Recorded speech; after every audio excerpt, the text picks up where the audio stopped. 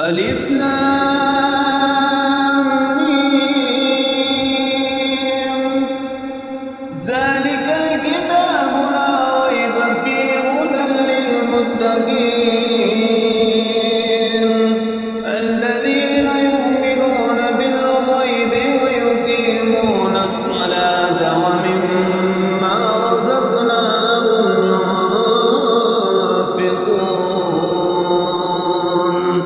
والذين يؤمنون بما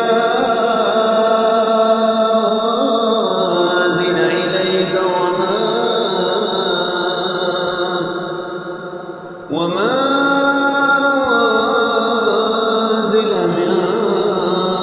قبلك وبالآخرة هم يوقنون أولئك على هدى من ربهم وأولئك هم المفلحون